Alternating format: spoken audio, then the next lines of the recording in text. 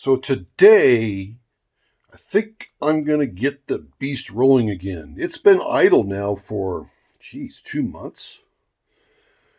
And what I'm going to do is get the first cycle of rocks rolling. And I'll show you exactly what I do to get this thing going and show you the recipe, the procedures, all the stuff that I do. Now keep in mind, what I'm showing you is specifically for this machine. It may be able to be applied to some other machines, such as the QT12 or the Rebel 17 or whatever. But this is my way of doing it. And if you disagree with my way, you can disagree with it, but I don't want to hear about it because I seem to produce pretty good results. Yeah, I'm kind of ornery, but that's okay. So, when we get these pulled off here, then I've got to go find which rocks I want to roll in it. In the meantime, while I am figuring out what I'm going to be tumbling, this is what's going on here on the saw. I am doing snowflake obsidian with a small pattern. So, put that in the container to be washed, just like before. But yeah, look at this stuff. It's going to make some pretty cool caps.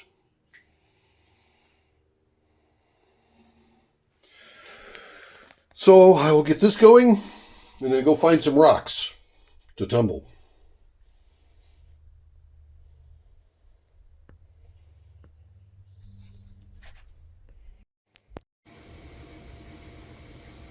Okay, it's probably a little noisy now that the saw is going. So this is the bucket I've selected. I've pre-sorted through these, and I have a video where I was kind of sorting through these, talking about why I was sorting them the way I did. And so now it's going to be sorted again. What I want is I want one barrel to have some almost flawless material going in there. And then progressively get worse as it goes on from there.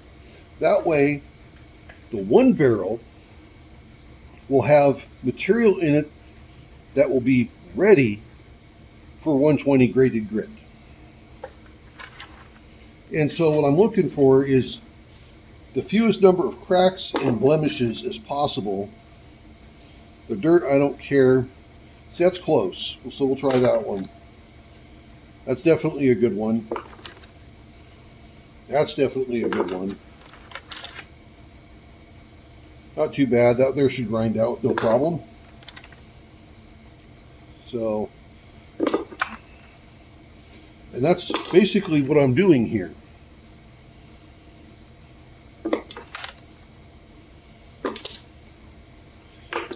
And will I have enough of these nicer quality ones to fill the barrel? Don't know. But that's the goal. That one might be. It's close. Got a couple in there. Those might grind out.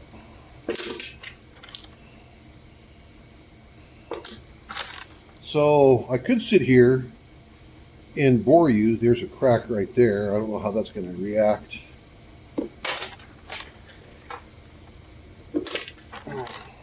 That's a good one. If you're wondering what this material is, most of it is quartzite. It came from the Columbia Basin area where we've collected it from private property. And I collect this material with the intent of having palm stones, something that fits well into your hand, that is nice and polished, and goes from there. So I am, again, just being selective off of what goes where.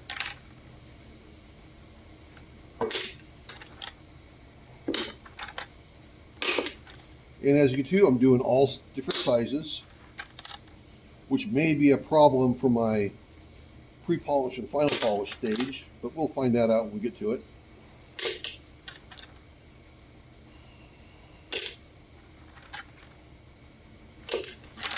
But yeah, this is all I'm doing. That's a pretty bad one. I'm going to put that one over there. Same with that one. Same with that one. Now this one here I would expect to have to roll 2 or 3 times. And still may not turn out as good as I would like it to. But if I collected a rock to put in the tumbler, that's what's going to happen with it. Generally, the ones that'll be in here, if they don't turn out that good, they're freebies. Some of them may go into a fish tank. That's another good thing for these too, is for them to go into fish tanks. Right now, I've got my material in, I think, 2 or 3 different homes in their fish tanks because they liked how it looked.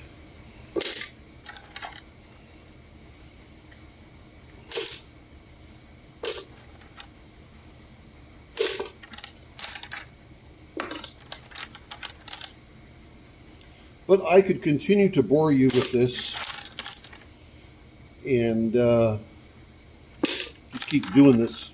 But I'll let you guys go for now. And I will come back when I have these barrels filled up and ready to roll.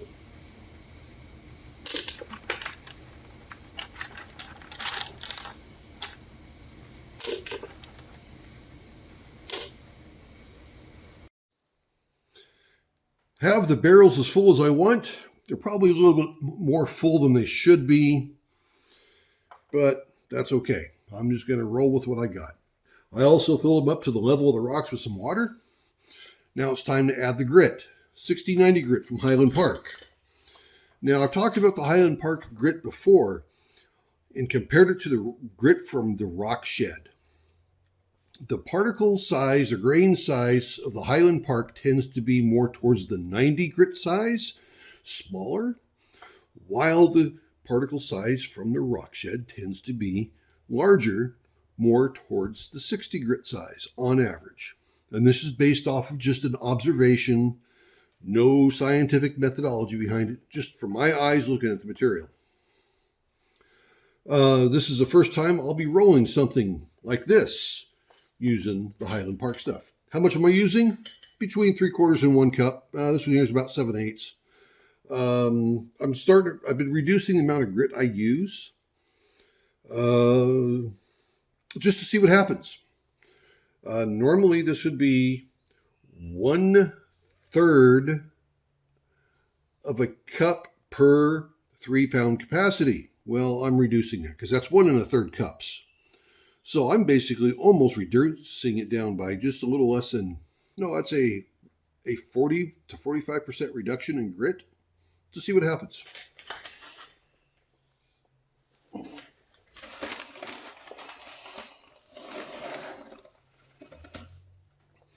And again, I'm not being exactly perfect with it. This is not an exact science. So I don't sit here and weigh the grit.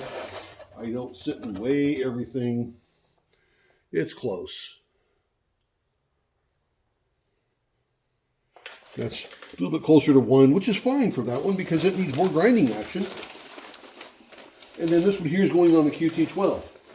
And it's going to be on a different timetable, which causes problems, but that's okay. And that one's a slower roller. And I'm going to have this one closer to 1 cup. There we go. Closer to 1 cup on that one. But yet, I am not done yet. Because I do something that's very controversial in the rock tumbling world. You would think I would have broke people's brains on this.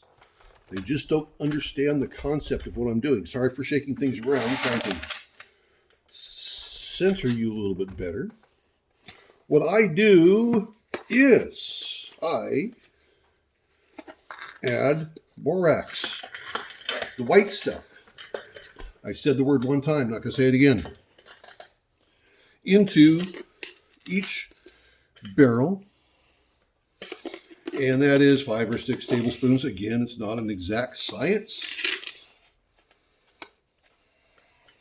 Don't really care for it to be, but 5 or 6 tablespoons of the white stuff. Good enough. Now I'm going to put the lids on these, tap them down with a rubber mallet, put them on the machine, let them go for 5 days and then 7 days. Okay, and yes, I actually meant what I said.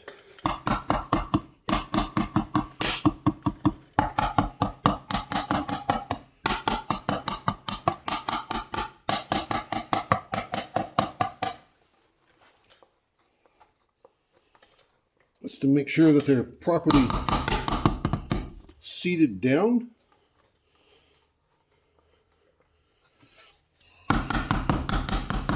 Just how I do things. Again, what I do is probably wrong.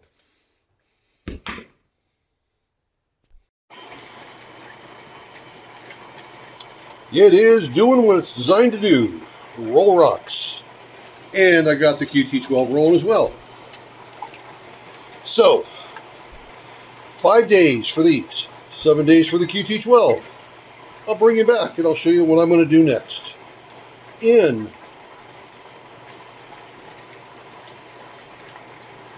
Now that the tumbler is rolling, time to give some quick attention to this snowflake obsidian. Put that down. We got to move this over. That could be a single thick slab, but I don't care for thick slabs when it comes to this type of obsidian. So I'm going to unlock the carriage. Here we go.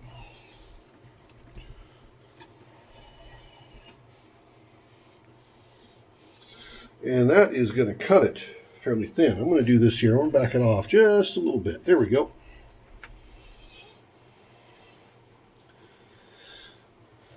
A little bit thinner than normal. But what that means, I will make some smaller cabochons. Okay, get this thing rolling, or get this spinning with the rolling tumblers. And then we'll see what's next for today. I think the bigger pattern snowflake is next.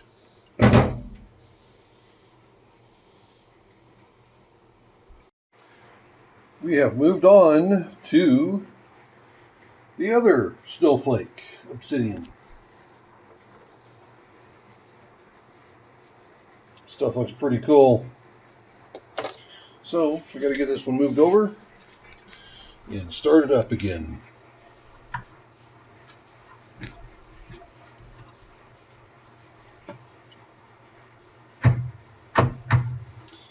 Okay, we'll lock it down and start it back up.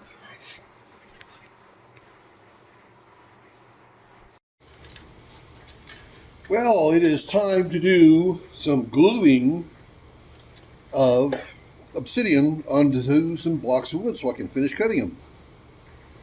I showed this before, but you know, not everybody may have seen it. So, let you know what I use. I use water glass, also known as sodium silicate.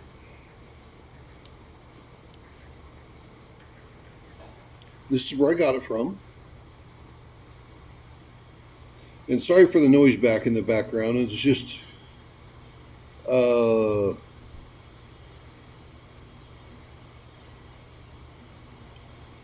my saw and the tumblers. It's a typical rock shop. Bunch of noise being made. So all I do is I just take a regular paintbrush, and I already have these kind of oriented how I want them to be on the blocks. So I will just paint this on the back, a little bit here on the block of wood. Set and hold them for a minute. Move on to the next one.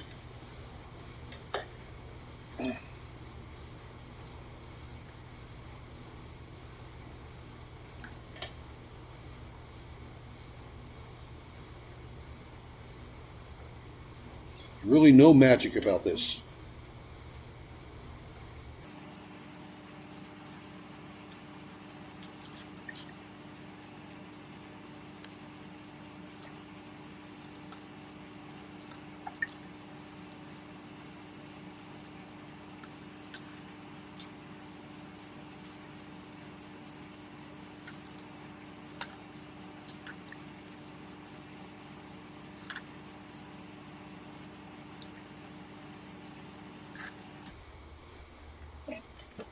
And there goes the saw shutting off. So you get the idea. I did those 5 in just a couple of minutes. So it's fast, easy to do. Cleans up with regular water. I'll just dunk this in a bucket of water here behind the camera. And tomorrow I can start cutting these if I wanted to. But my thing is I don't like having unfinished or blocks of rocks that I've cut on and not have them get finished. So even if I don't care for what how the rock turned out for cutting it, I still want to finish slabbing it up. And I'm the same way when it comes to cabochons. I don't like having a bunch of half-made cabochons laying around, especially ones that's just stuck to sticks, taking up space or in the way or something like that.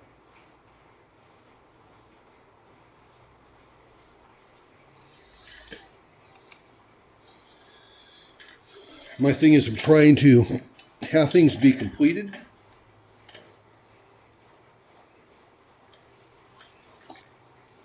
And so I could put a project completely to rest.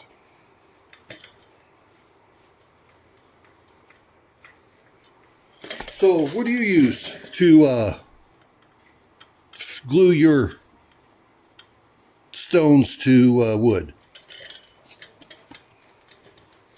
And here's the last one.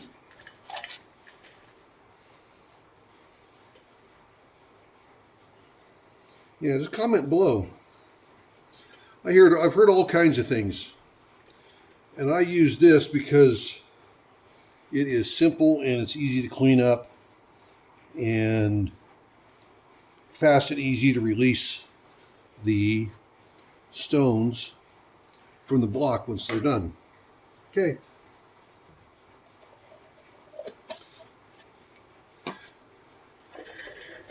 So after they're cut, these get dunked in a bucket of water, stone side down, and in a day or 2 or 3 or 4, however else long it is, they'll release, and then I can put the slabs up with the other slabs.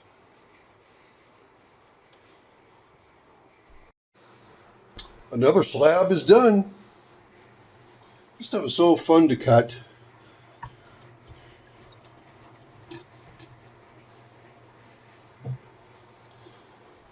Just like how it looks.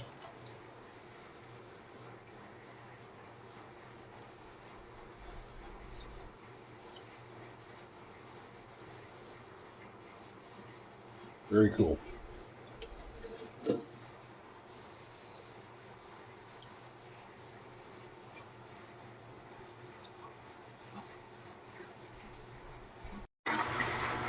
Okay, I'm going to let you guys go for this daily adventure. Just remember, everyone's life's an adventure.